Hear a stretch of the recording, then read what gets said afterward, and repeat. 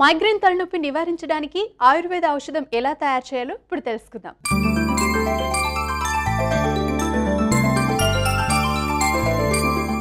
Doctor గారు, అయితే migraine తలనొప్పిని నివారించడానికి ఒక ఆయుర్వేద ఔషధం తయారు చేయబోతున్నాం కదండి, దానికి కావాల్సిన మూలికలు ఏంటో చెప్పండి.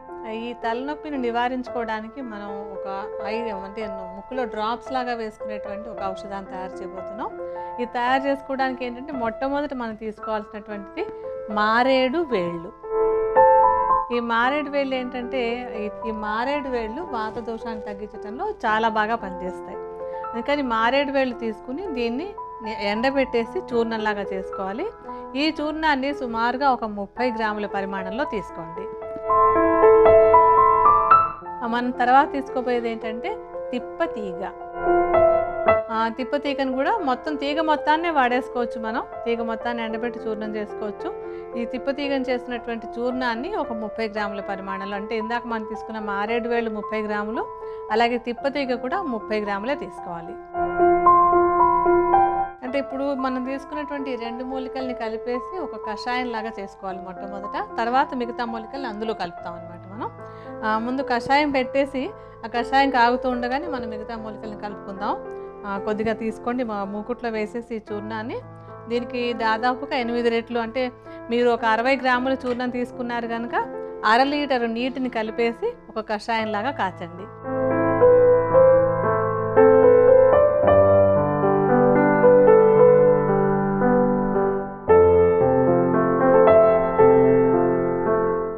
ఈ కషాయం కాగేలోపుగా మనం మిగతా చూర్ణాలు ఏమేమి తీసుకోవాలో చూద్దాము.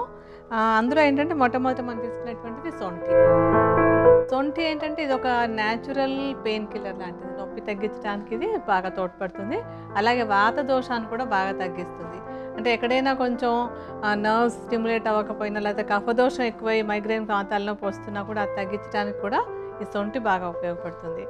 సొంఠిని ఏంటంటే చూర్ణం చేసినటువంటి దాన్ని ఒక 10 గ్రాములు చాలు, కొంచెం 10 గ్రాముల పరిమాణంలో తీసుకోవాలి. మనం తర్వాత తీసుకోవాల్సినటువంటిది త్రిఫలాలు. తానికాయ, ఉసిరికాయ, కరక్కాయ మూడింటిని సమానంగా కలిపి చేసినటువంటి చూర్ణాన్ని త్రిఫలా చూర్ణం అంటాం. ఇలా చేసినటువంటి ఈ త్రిఫలా చూర్ణం కూడా మైగ్రేన్ తలనొప్పి తగ్గడానికి మనకి అంటే ఒక రసాయనం లాగా ఉపయోగపడుతుంది అన్నమాట. ఈ చూర్ణం కూడా ఇందాక మనం తీసుకున్నట్టుగా సొంటి చూర్ణం తీసుకున్నట్టుగానే ఒక 10 గ్రాములు తీసుకుంటే సరిపోతుంది.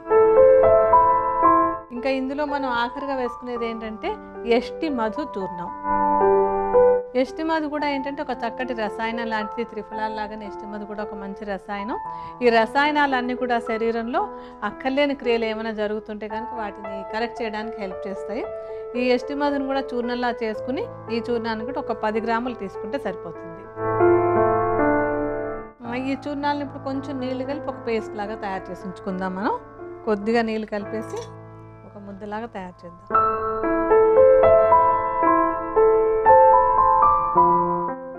డాక్టర్ గారు, ఈ చూర్ణాల ముద్ద కూడా రెడీ అయిపోయింది. ఇప్పుడు ఏం చేయబోతున్నాం? ఇప్పుడు ఏంటంటే మనకి ముద్ద రెడీగా ఉంది. మనం ఇందాక పెట్టుకున్నటువంటి కషాయం కూడా ఇప్పటికి 4వ వంతుకి మరిగిపోయి మిగిలింది కనుక ఆ కషాయాన్ని తీసి వడపోసేసుకుందాం మనం ఇప్పుడు.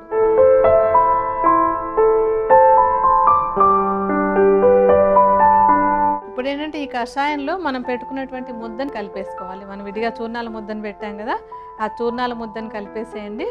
అలాగే దీంతో పాటుగా ఇంకా ఏంటంటే మనం 500 మిల్లీలీటర్లు కాచుకుంటే దాదాపుగా ఒక 125 మిల్లీలీటర్ల పరిమాణంలో కషాయం తయారైంది కదా.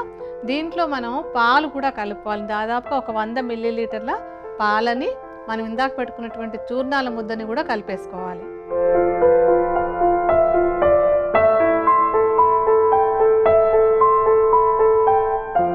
ఇప్పుడు ఇంకా ఇందులో నువ్వుల నూనె కూడా కలుపుకోవాలి. అంటే మనం ఒక ఔషధ తైలాన్ని తయారు చేసుకుంటున్నామని చెప్పాను కదా, ఇందులో కొంచెం నూనెను కూడా, అంటే నువ్వుల నూనెను కూడా కలుపుకోవాలి. ఈ నువ్వుల నూనె ఏంటంటే సుమారుగా ఒక 50 నుంచి 60 మిల్లీలీటర్ల పరిమాణం ఉండేలాగా నువ్వుల నూనె తీసుకుని ఈ మిశ్రమంలో కలిపేసుకోవాలి. ఇప్పుడు మళ్ళీ ఈ మిశ్రమం మొత్తాన్ని కలిపేసి పొయ్యి మీద పెట్టి మళ్ళీ కాచుకోవాలి. అంటే కాచుకున్నాక మనకి కేవలం అందులో నూనె, ఔషధ తైలం మాత్రం మిగిలాలి. పాలు, నీరు అంతా కూడా ఎగిరిపోవాలన్నమాట.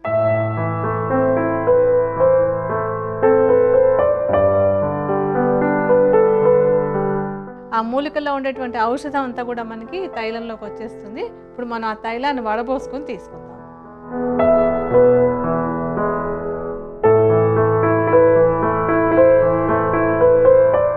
ఈ ఔషధాన్ని ఏంటంటే ముక్కులో చుక్కలుగా వేసుకోవాలి. అందుకే మనకు కొంచెం ఔషధం తయారైనా సరిపోతుందనమాట. ఉదయం పరగడుపునే ఒక 3-4 చుక్కలు ముక్కులో డ్రాప్స్ లాగా వేసేసుకుని ఒక 10 నిమిషాల పాటు అలా పడుకునే ఉండాలి. అంటే ఖాళీ కడుపుతో ఉన్నప్పుడు వేసుకుంటూ ఉండాలన్నమాట. అలాగే ఉదయం ఒకసారి కనుక రోజు వేసుకుంటూ ఉన్నట్టయితే ఒక్కొక్కరికి ఉన్నటువంటి ఇంటెన్సిటీని బట్టి ఒక తీవ్రత ఉందంటే కనుక కొంచెం ఎక్కువ కాలం వాడాల్సి వస్తుంది. లేకపోతే ఒక 40 రోజులు కనుక ఇట్లా రెగ్యులర్గా వాడినట్టయితే ఈ మైగ్రేన్ తలనొప్పి తగ్గడానికి ఇప్పుడు మనం తయారు చేసుకున్నటువంటి ఈ ఔషధ చుక్కలు ముక్కులో వేసుకుంటున్నట్టయితే కనుక చాలా బాగా ఉపయోగపడతాయి.